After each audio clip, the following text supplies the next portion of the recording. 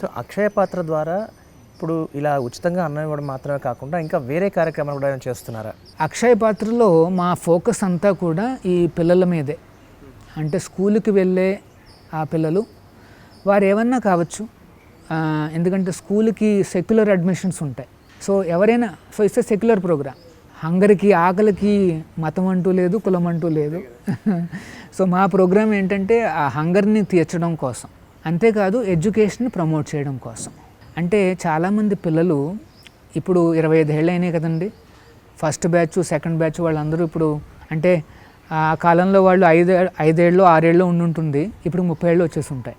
వాళ్ళు చెప్తున్నారు అన్నమాట, ఏమని, మీరు ఈ మీల్ ఇవ్వడంతోనే మా పేరెంట్స్ ఏమనుకున్నారు అంటే, సరే ఏదో ఒక భోజనం లభిస్తోంది కదా, వెళ్ళి చదువుకోరా అని పంపించారు.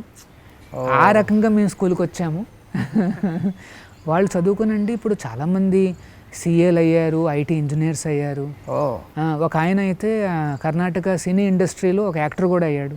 అట్లాగా ఈ అక్షయ పాత్ర జస్ట్ ఒక్క మీల్తో చూడండి, ఆ meal power, this the power of one meal.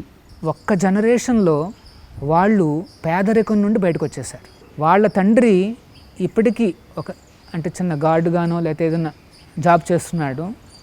తండ్రికి చివరి దశలో సాలరీ ఎంత అంటే 30,000 రూపాయలు వస్తే, ఈ అబ్బాయికి ఫస్ట్ రోజున వచ్చిన సాలరీ ఎంత అంటే 60,000 రూపాయలు చేతిలో. అంటే ఒక్క జనరేషన్లోనే పేదరికం నుండి బయటకు ఎలా రాగలిగారు అంటే ఆ చదువు వల్ల. ఆ చదువు దేనివల్ల? ఈ అక్షయ పాత్ర ఇచ్చే ఆ ఒక్క మీల్ వల్ల మాట.